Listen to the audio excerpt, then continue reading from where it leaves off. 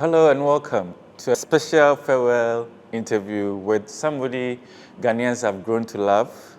They call her affectionately Akosua, and she's somebody who has been on the social scene in many ways that defies what we tend to know diplomacy to be. Today, we are going to say farewell to our dear Anne-Sophie Ave, the French ambassador to Ghana. Hello, Anne. Hello, Ameyaw. Thanks for having me. Pleasure. The name Anne-Sophie, is it a very French name? Oh, yes. It's very French. Actually, 12 years after I was born, it was the most popular hyphenated name. Okay. So many little girls were named Anne-Sophie. I was 12 already, so I could hear my name being called, and it was, so it was. But it's nice because it came into fashion 12 years later, so I feel I'm 12 years younger. That's great. So how did you get into diplomacy? By chance, really. I think that at the beginning of my career, I was in the public service. I wanted to do something related to international relations. So I went to the Ministry of Transport, and I was in charge of international negotiations for the industry, road transport, railways, and river and maritime. So I quite enjoyed the idea of, doing multilateral, doing regulations, discussing, negotiating with people from different nationalities and understanding that they each had a specific interest that we needed to understand and how we could, come together on those subjects we were discussing. But then my career was dragged into social, and I went to be a social advisor to the minister and then a human resources director. But I never really stopped dreaming of diplomacy. And actually the way it happened is that when I was awarded the Legion of Honor, in my speech I said that I always dreamt of being a diplomat, but I was dragged into human resources, and that after all, it was a bit of the same. It was about negotiating, it was about patience, and we need diplomacy also to handle human resources. Someone was there, heard it, became director for the minister's cabinet when he was in the Ministry of Foreign Affairs, and called me and said, I heard what you said, how would you like to be an ambassador? So I said, so the lesson I take away is dream aloud. Dream aloud. Let the whole world know. And the whole world, yes. Great. So the Ghana portfolio is your first official duty, and it covers Ghana and which other countries? Just Ghana. Just Ghana. We mainly have embassies in countries that only cover one, sometimes another one, but mainly, like Sri Lanka covers for Maldives, but otherwise, usually we have one and only portfolio. Great. So when you were picking up that brief to come to Ghana, what was your assignment? The assignment was doing economic diplomacy, support the French companies and attract more investments here in Ghana. It was about making France known and being appreciated, and carrying on the cooperation actions that we were doing, but making sure that we were in line with the actual needs. And basically it was make sure that France is known and appreciated in what they do in Ghana. And when I arrived, I realized that what we were doing was quite modest. We were supporting, we were doing bits and pieces, but no huge action that could have done the headlines. We were supporting many associations in many different areas. We were, of course, doing French as a foreign language and supporting the Ministry of Education in that respect. But again, it was not like, shipping in hundreds of French teachers. It was about teaching teachers, and it's not very visible. So I thought we are still doing things, but none of these are big enough to attract attention. So that's how I decided to put together a TV show where we could package what we were doing, and in each field and area. And that's, I think, how it all started, how my visibility started. And then I didn't know you, but I had you on my show, so it's funny to now being the interviewee. I didn't know you, and then one day I see on social media you posting a picture of me saying the most social ambassador, and I was like, who is he? Thank you so much, but who are you? And that's how we met. When you started, were there any initial sort of shocks? Because you're coming to territory, yes, you went to go into diplomacy, and you've been sort of shipped to Ghana. What were your expectations culturally, and what you came to meet and how you adjusted? How was that for you? I wanted to come with a very open mind, and I was very curious. Ghana is a country that we don't really know from France, you see, because we don't have a big diaspora. We know the Francophone countries because of the history, because they are part of the history books, and because we have many people from these countries who tell us about it, and they speak French. We follow what they do in football. Some of their artists are already very famous in France. So they're sort of familiar to us. But Ghana, a quiet country, peaceful, never makes the headlines for big crisis. I was very curious. I was very curious because when you look on the map, it's just as big as Côte d'Ivoire. It looks very much like Côte d'Ivoire. But when you read a bit of the history, you realize that it's very different. So I was very curious, I think. That's how I arrived. And then any surprises when the first few weeks that you... I think I said it many times. The kindness of the people is something that really is very surprising. You do not expect to... Of course, you expect people to be polite to you, and you expect people to be... But to behave like what we're used to, you know, in Europe. People just say, they answer your questions, they are kind, but they're not as welcoming as people are here. The kindness, and everyone who arrives here, within the first couple of days, that's their first impression, to say, but these people are so nice. And I think that was the first amazement, and they make people feel special, they make you feel at home, and I think that's the very first thing. Then you realize that it's also very relaxed, very safe, and very relaxed. Where I come from, if you don't lock your car, if you do not lock your door, if you have anything dropped on the floor, a minute later it's stolen. Here, you can just, you know, you don't lock, people are just, they're going to tell you, oh, you just dropped this. And you're like, oh, wow. So even if it's money, they will just say, who is it? And sometimes say, but that's actually yours. Oh, okay. You know, it's, people are very honest and really kind and wishing well. So that's another thing. And then this relaxed, very relaxed, laid back environment is when you come from a stressful country where time is time, and when we spend our time looking at the watch and running after time, and 5 minutes is 5 minutes, and we've got meetings back to back, and you never keep people waiting. When you see that here, people don't mind waiting, they are patient, they are, you realize that, oh, but they're enjoying life, and while you're waiting, you're doing something else, and it's, yeah, you learn how to be patient and relaxed, really. Great. And I do see that more and more we're having a lot of female in the diplomatic corps, and at events, sometimes I see you with your friends. Do you think women make better diplomats? I don't really think there is anything genetic or hormonal about professional competencies. I think we each have our personality. Two men can be very different.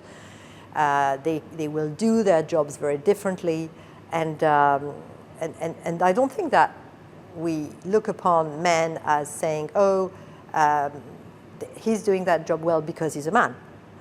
Or so it works both ways.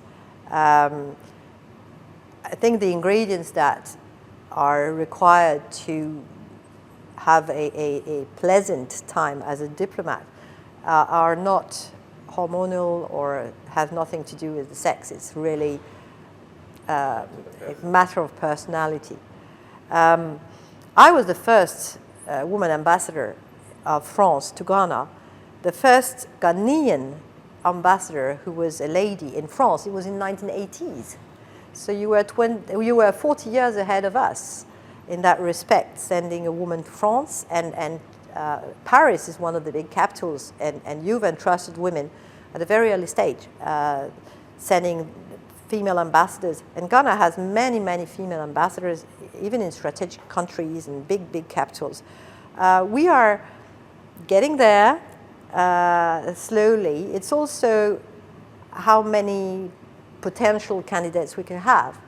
And maybe the career of a diplomat moving regularly might not attract as many women as men. So, but I used to be director for human resources, and much as I believe that we should have equal rights and there shouldn't be any difference, and you should not deny anything to a woman just because she is a woman, we should not either, bypass or give bypasses to women just because they're women, because that's a way of disrespecting those who actually deserve it. And it's also a way of putting them in a situation of failure, because there is a process of maturing until you're actually ready to have some postings. And if you are thrown there just because it's good for the figures and statistics to have women, you're putting these very women in a situation where they might fail, and then they will be pointed at, saying, oh, you see, she failed because she was a woman. So I was never chosen in any posting because I was a woman, but because of the track record I had or the things I had done before. Basically, there's a challenge, and she will know how to handle it. Great. I mean, you said when you picked up the brief, part of it was to make France-Ghana relationship more visible. Obviously, when we look at you, you've done that. But when it comes to more on the France-Ghana business and everything else in between, what are perhaps your 3 highlights of things you've achieved in that? I've tried to show the French companies. I think there are many French companies in Ghana that people don't know are French. So Fan Milk, behind Fan Milk is Danone, which is French. Decathlon, you have adopted Decathlon so much, it is actually French. It was important to show that these companies are French, and they have been able to endear themselves in the hearts of Ghanaians and to be now completely blended in Ghana. The second thing was to show that there is such a thing as a French touch in the way the French companies operate. They promote, they hire Ghanaian people. They train them. They hire them even if they don't have the complete qualifications. They will hire them, train them, empower them, and they want to, I don't like the word use, but they really want to use the local labor force, because there are people who know the market, there are people who know the traditions, the culture, and it will help even more the company to blend in. So I've tried to show that mainly through the TV show, and just enlighten that these companies that you like, they are French, and being French is being completely adapted to the country where we are. It's not imposing our ways and means. It is adapting and respecting humbly. Great. And on the level of policy, government to government, what have been some of? Well, Ghana and France always had a very friendly relationship. Even before decolonization, we always had a small presence through a consulate. We had a French community, modest, like 1,000 people, but there were some French people. So there was always a friendly relationship. We were one of the first countries to recognize Ghana as a sovereign country in 1957. And we have since then always had some commercial relations in Ghana's favor, actually. We buy more from you than you buy from us. And politically, we've always been in very good terms. We've never had any issues or any tensions with Ghana. So what matters in diplomacy is to strengthen the links so that there's more commercial exchanges, more student exchanges, more tourism in between the two countries, but also an understanding of each other's diplomacy. We sit in the United Nations, we sit in many international organizations where it is important to understand each other. So sometimes we can support each other's proposals or resolutions. It's important to understand also the institutions that are in Africa. And with all the turmoils and difficulties that West Africa has had during the tenure of the President Akufo-Addo being the chairman of the ECOWAS, it's a sub-region where France is very much committed. We are very committed economically. We have many economic ties. We are supporting heavily these countries ever since decolonization with heavy grants and loans and aid. So we are very much involved in these countries to support them, not to take anything away from them, on the contrary. But seeing the coups, we were, of course, very worried. And it was very important to work very closely with the chair of ECOWAS. And that's when diplomacy is, it's definitely behind the scenes. But that was very important that we had close ties and that we could very honestly share what we knew about what was going on and how to, sort of bring back peace in the sub-region, because instability in one country can destabilize the whole sub-region. And whatever ECOWAS decisions would be, for instance, sanctions against individuals, some, if not most of these individuals have assets in France. So we needed to support, and it was important to be able to understand what exactly they wanted to do. So we would not say, oh, but they have assets, but we don't touch them. So if the decision was freeze assets, we wanted to support immediately. Say, okay, we will also freeze the assets. That's just an example. But we wanted to make sure that we would play our part in implementing the ECOWAS decisions. And when Ghana joined the UN Security Council, it was also important to understand what agenda they wanted to push forward. They are sitting with Gabon and Kenya as the three African countries in the UNSC. And we are permanent members. France is a permanent member. So we very quickly wanted to know if they wanted to use these 2 years as a non-permanent to push some sort of a subject or agenda and how we could support them. And vice versa, because there's no, it's a win-win situation always. Great. And as somebody who uses social media quite a lot, how do you feel when you do an activity and then the comments come in like people feeling there is a hidden agenda behind it from France towards your relationship with Ghana? How does that make you feel? Well, first of all, there are lots of fake accounts that are actually paid to hammer onto French ambassadors' social media or the embassies. So I go and usually check the accounts.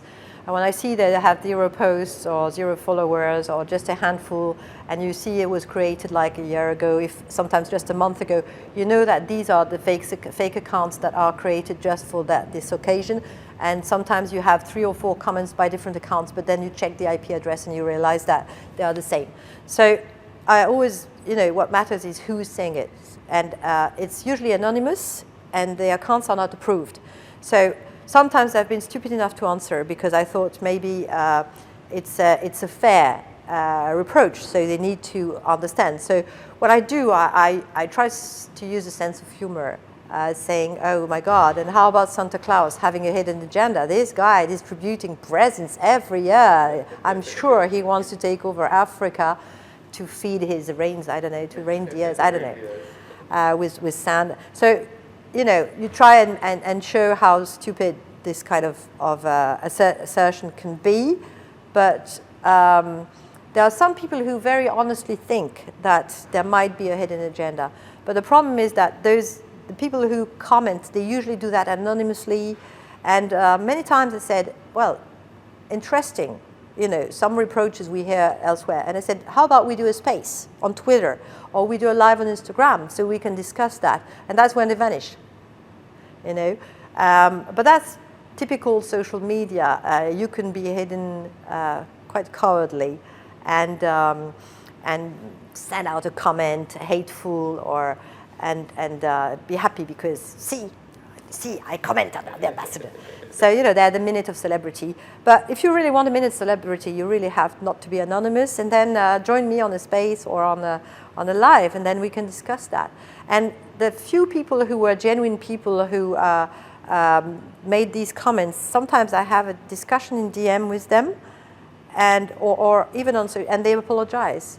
They apologize because they realized that they were misinformed, or so I don't really, you know, I don't really worry. And what I'm worried about is that I've got so many people who are kind and wishing well, and they are jumping to my defense. And then I don't want my social media account to turn into a battlefield with my pros and supporters bashing the others. So I usually block those guys and report the tweets because some things are very hateful.